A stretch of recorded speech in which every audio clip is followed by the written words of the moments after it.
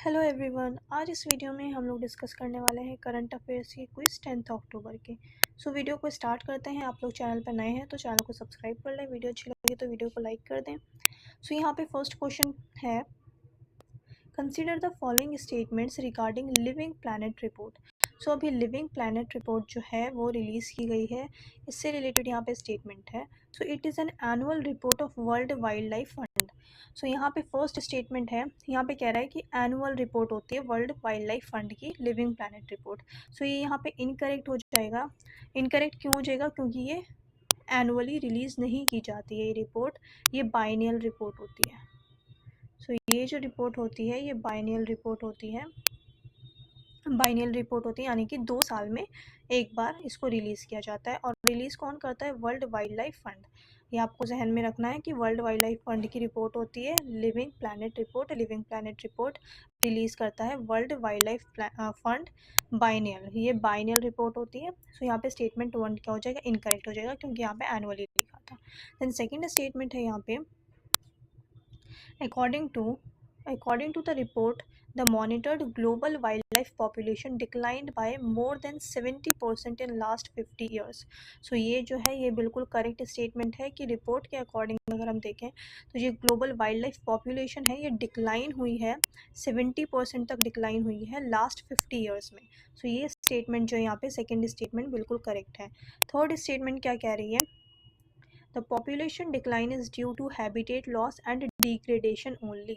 यहाँ पे habitat loss से तो होता ही है population decline, degradation से भी होता है, बट यहाँ पे only लिखा है। यहाँ पे क्या हो जाएगा? ये स्टेटमेंट इनकरेक्ट हो जाएगी क्योंकि ऐसा नहीं है कि सिर्फ और सिर्फ हैबिटेट लॉस से हो या सिर्फ और सिर्फ डिग्रेडेशन से हो। इसका रीज़न जो है क्लाइमेट चेंज भी है।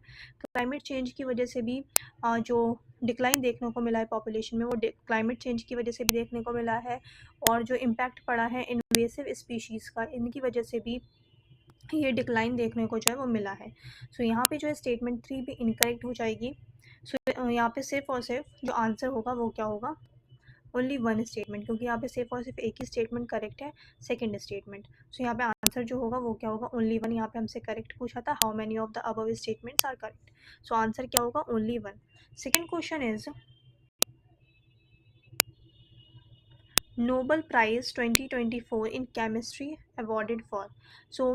नोबल प्राइज़ मैं आपके साथ 3 दिन से डिस्कस कर रही हूँ। पहले हमने मेडिसिन डिस्कस किया, कल हमने फिजिक्स का डिस्कस किया था, आज हम केमिस्ट्री का डिस्कस करेंगे। यहाँ पे केमिस्ट्री से रिलेटेड पूछा है कि केमिस्ट्री के लिए जो नोबल प्राइज़ मिला है 2024 में ये किस चीज़ के लिए मिला है। बेसिकली ये मिला किस चीज़ के लिए? Computational protein design and protein structure prediction के लिए। यहाँ पे जो बी होगा ये बिल्कुल करेक्ट होगा कि कंप्यूटेशनल प्रोटीन डिज़ाइन के लिए एंड प्रोटीन स्ट्रक्चर प्रिडिक्शन के लिए मिला है।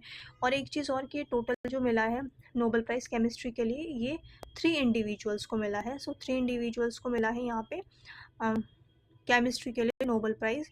और जो कंप्यूटेशनल प्रोटीन डिज़ाइन है, कंप्यूटेशनल प्रोटीन डिज़ाइन के लिए किसे मिला है? कंप्यूटेशनल प्रोटीन डिज़ाइन के लिए जो है ये मिला है डेविड बेकर को। डेविड बेकर को मिला है कंप्यूटेशनल प्रोटीन डिज़ाइन के लिए Nobel prize and protein structure prediction के लिए, प्रोटीन स्ट्रक्चर प्रिडिक्शन के लिए 2 लोगों को मिला है। यहाँ पे 2 इंडिविजुअल्स को मिला है प्रोटीन स्ट्रक्चर प्रिडिक्शन के लिए। किस नाम क्या है इनका? Demis Hassabis and John M Jumper and Demis Hassabis. Protein structure prediction के लिए 2 इंडिविजुअल्स को मिला है एंड कंप्यूटेशनल प्रोटीन डिज़ाइन के लिए 1 को मिला है, और ये इनका नाम क्या है? David baker. And protein structure prediction के लिए मिला है demise Hassabis and John jumper को। यहाँ पे जो है स्टेटमेंट बी जो होगा ये करेक्ट होगा कि computational protein design and protein structure के लिए केमिस्ट्री में नोबल प्राइज़ मिला है। Next question is rice can be fortified with iron, zinc, vitamin B and vitamin A.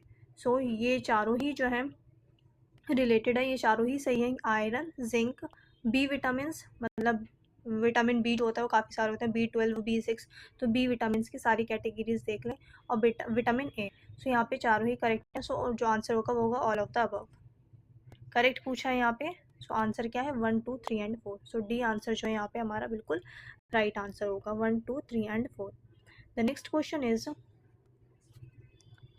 Consider the following statements regarding comprehensive annual modular survey. So camp से related जो है यहाँ पे स्टेटमेंट है comprehensive annual modular सर्वे। सो यहाँ पे correct पूछा है हमसे कि इनमें से करेक्ट स्टेटमेंट कौन सी है। सो करेक्ट पूछा गया है। सो स्टेटमेंट 1 क्या कह रही है, its primary objective is to collect data to generate indicators related to education, out of pocket medical expenditure, use of mobile and internet, financial inclusion, ICT skills, possessions of assets, etc. So यहाँ पे statement 1 जो है ये बिल्कुल correct है कि जो comprehensive annual modular सर्वे है इसका प्राइमरी ऑब्जेक्टिव क्या है, कलेक्ट करना डेटा को to generate indicators related to education, out of pocket medical expenditure, use of mobile and internet, financial inclusion, ICT skills, possession of assets, etc. And second statement है, so यहाँ पे statement 1 जो है यहाँ पे correct होगी। According to the survey Kerala leads among states in percentage of households owning a computer. So यहाँ पे स्टेटमेंट 2 क्या है, स्टेटमेंट 2 इनकरेक्ट है। बट यहाँ पे ऐसा नहीं है कि केरला नहीं है, केरला भी है, पर यहाँ पे बोला गया है कि according to the survey Kerala leads among the state. So Kerala नहीं होगा, यहाँ पे होगा Delhi. So Delhi leads among states or union territories of households owning a computer, then followed by Sikkim, Mizoram, then Kerala, उसके बाद आएगा नागालैंड। सबसे पहले Delhi, then Sikkim, then Mizoram, then Kerala, Kerala 4th number पे, देन लास्ट में है नागालैंड। सो दैट्स वाई जो सेकंड स्टेटमेंट है यहाँ पे इनकरेक्ट होगी। अगर यहाँ पे केरला की जगह दिल्ली होता सो हमारे पास ये राइट स्टेटमेंट होती। सो यहाँ पे सेकंड स्टेटमेंट इनकरेक्ट है। सो जो आंसर होगा वो होगा ओनली 1। सो यहाँ पे 1 ओनली है, ए आंसर जो होगा यहाँ पे राइट होगा। The next question is consider the following statements regarding EVMs and VVPATs. So यहाँ पे करेक्ट पूछा है हमसे। So EVM and VVPAT do not require any external power supply. So यहाँ पे स्टेटमेंट 1 जो है ये बिल्कुल करेक्ट है कि ईवीएम एंड वीवीपैट को जो है कोई एक्सटर्नल पावर सप्लाई की ज़रूरत नहीं होती। ये जो वर्क करते हैं, रन करते हैं, ये खुद की बैटरी पे या खुद की पावर पैक्स पे जो है ये रन करते हैं, वीवीपैट एंड ईवीएम दोनों ही। तो स्टेटमेंट 1 जो है यहाँ पे बिल्कुल करेक्ट है कि इसे किसी भी एक्सटर्नल पावर सप्लाई की ज़रूरत नहीं पड़ती है, खुद की बैटरी से चलते हैं या फिर खुद के पावर पैक से चलते हैं। देन अच्छा, और इसकी जो पावर पैक का वोल्ट होता है वो कितना होता है 7.5 और ये होता है ईवीएम का 7.5 जो होता है ये होता है ईवीएम का। एंड अगर हम वीवीपैट की बात करें तो वीवीपैट का कितना वोल्ट होता है 22.5 वोल्ट। सो ये कुछ फैक्ट्स हैं जो आपको जहन में रखने हैं एग्जाम के पर्सपेक्टिव से। सो ईवीएम का पावर पैक जो होता है, EVM runs on a power pack of 7.5 volts and VVPAT runs on a power pack of 22.5 volts. So second statement है यहाँ पे ईवीएम्स, फर्स्ट स्टेटमेंट हमारे पास राइट है, सेकंड स्टेटमेंट है और हमसे यहाँ पे करेक्ट ही पूछा है। So EVMs VVPAT are indigenously designed and manufactured by Bharat electronics limited and electronics corporation of India limited. So ये क्या है, ये भी स्टेटमेंट हमारे पास बिल्कुल करेक्ट है कि ईवीएम्स एंड वीवीपैट जो है वो इंडिजीनियसली इंडिया में ही डिज़ाइन की जाती है। और कौन डिज़ाइन करता है, कौन मैन्युफैक्चर करता है, Bharat electronics limited, BEL and electronics corporation of India limited. और ये आपको पता होना चाहिए कि ये जो है भेल की अगर हम बात करें कि भारत इलेक्ट्रॉनिक्स लिमिटेड जो है ये किस मिनिस्ट्री के अंडर आती है, तो ये आती है ministry of defence and electronics में। मिनिस्ट्री ऑफ डिफेंस में आती है electronics corporation of India limited. Then और अगर हम इसकी बात करें वीवीपैट, सॉरी ये जो है electronics corporation of India limited, ये जो है ये किसके अंडर आती है, ये आती है under the department of atomic energy, department of atomic energy में आता है। और ये क्या कहते हैं, ये भी क्या है मिनिस्ट्री ऑफ डिफेंस का ही पार्ट है। एटॉमिक एनर्जी डिपार्टमेंट है, डिफेंस मिनिस्ट्री ऑफ डिफेंस में डिपार्टमेंट है एक एटॉमिक एनर्जी का, उसके अंडर आता है ये दोनों। EVM and VVPAT Bharat electronics limited जो मैन्युफैक्चर करता है, इलेक्ट्रॉनिक्स कॉर्पोरेशन ऑफ इंडिया, ये दोनों ही जो है atomic energy department of atomic energy के अंडर आते हैं मिनिस्ट्री ऑफ डिफेंस में। और इन्हें गाइड कौन करता है, गाइड जो करती है वो करती है technical experts committee. Technical experts committee जो है वो गाइड करती है भेल को एंड ईसीआईएल को। सो ये कुछ फैक्ट्स हैं जो कि आपको जहन में रखने हैं एग्जाम के पर्सपेक्टिव से। सो यहाँ पे जो आंसर होगा वो क्या होगा, both 1 and 2। So C answer जो होगा यहाँ पे बिल्कुल करेक्ट होगा, both 1 and 2. The next question is consider the following with reference to the Association of Southeast Asian Nations. So ASEAN की यहाँ पे बात हो रही है. आसियान न्यूज़ में है. क्यों न्यूज़ में है? क्योंकि अभी जो हमारे प्राइम मिनिस्टर हैं वो उन्होंने विजिट किया है आसियान मीटिंग के लिए एंड ईस्ट एशिया समिट के लिए अभी कहाँ विजिट किया है? लाओस में. सो यहाँ पे इस पर्सपेक्टिव से ये आसियान जो है ये इंपॉर्टेंट हो जाता है इंटरनेशनल रिलेशन से. So the official motto of ASEAN is unity in diversity. So यहाँ पे जो है ऑफिशियल मोटो की बात कर रहे हैं कि ऑफिशियल मोटो जो है आसियान का क्या है? Unity in diversity. सो ये स्टेटमेंट क्या हो जाएगी? ये इनकरेक्ट हो जाएगी, क्योंकि आसियान का जो ऑफिशियल मोटो है वो क्या है? One vision, one identity and one community. One vision, one identity and one community. So जो है यहाँ पे आसियान की official motto unity in diversity नहीं है. ऑफिशियल मोटो जो है वो है one vision, one identity, one community. So statement 1 जो यहाँ पे इनकरेक्ट हो जाएगी. सेकंड स्टेटमेंट की अगर हम बात करें, यहाँ पे हमसे करेक्ट पूछा है. सो करेक्ट पूछा है तो स्टेटमेंट 1 तो नहीं होगा आंसर, क्योंकि ये गलत है. ऑफिशियल मोटो जो है आसियान का यूनिटी इन डाइवर्सिटी नहीं होता है. One vision, one identity, one community होता है. देन सेकेंड स्टेटमेंट है the ASEAN summit is held every 2 years in its headquarters at Manila, Philippines. So ये जो है यहाँ पे ये भी स्टेटमेंट क्या है? इनकरेक्ट है. इनकरेक्ट क्यों है? क्योंकि ये 2 years में नहीं होता, ये एनुअली होता है. सो ये हर साल होता है. जो आसियान का समिट होता है ये हर साल होता है, एनुअली होता है, ना कि बाइनियल होता है. सो यहाँ पे स्टेटमेंट 2 जो है ये भी क्या हो जाएगी? इनकरेक्ट हो जाएगी. तो स्टेटमेंट 3 जो है यहाँ पे स्टेटमेंट 3 क्या कह रहे हैं? The Laos was the last country to join ASEAN. So statement 3 भी यहाँ पे हमारे पास इनकरेक्ट है. यहाँ पे हमसे करेक्ट पूछा है, तो अभी जितनी भी स्टेटमेंट्स हमने पढ़ी है तो यहाँ पे कोई भी करेक्ट नहीं है. अब थर्ड इनकरेक्ट क्यों है? क्योंकि यहाँ पे बोल रहे हैं कि लाओस जो है वो लास्ट कंट्री थी जिसने आसियान को ज्वाइन किया. सो लाओस जो है ये लास्ट कंट्री नहीं थी, बल्कि कंबोडिया लास्ट कंट्री थी. कंबोडिया. तो कंबोडिया लास्ट कंट्री थी जिसने आसियान ज्वाइन किया था. Cambodia was the last country to join ASEAN. तो स्टेटमेंट 3 भी रॉन्ग है, स्टेटमेंट 2 भी रॉन्ग है एंड स्टेटमेंट 1 भी रॉन्ग है. अब लास्ट स्टेटमेंट देखते हैं यहाँ पे.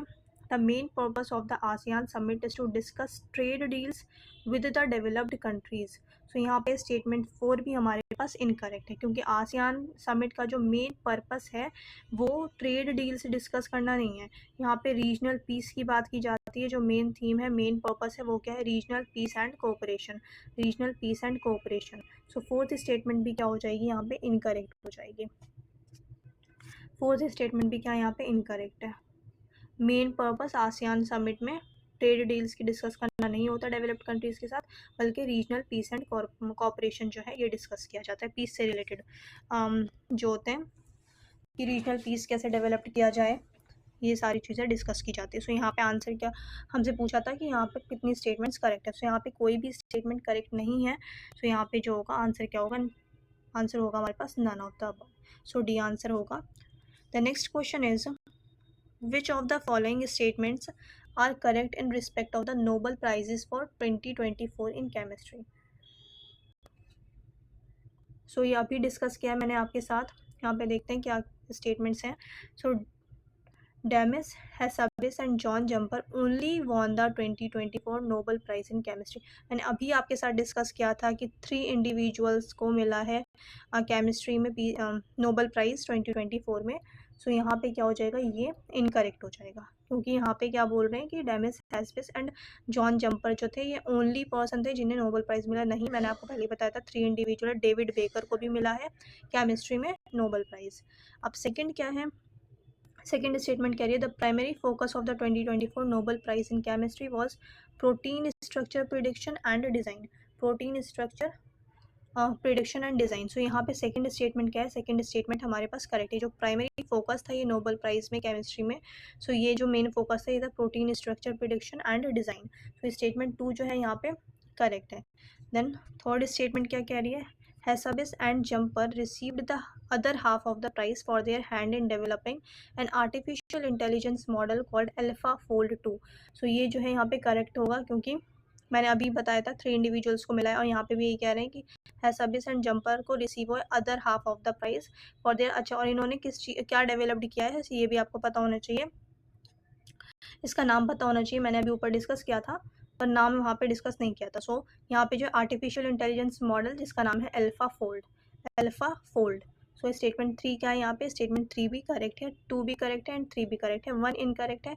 सो यहाँ पे आंसर क्या हो जाएगा, ओनली 2 स्टेटमेंट्स।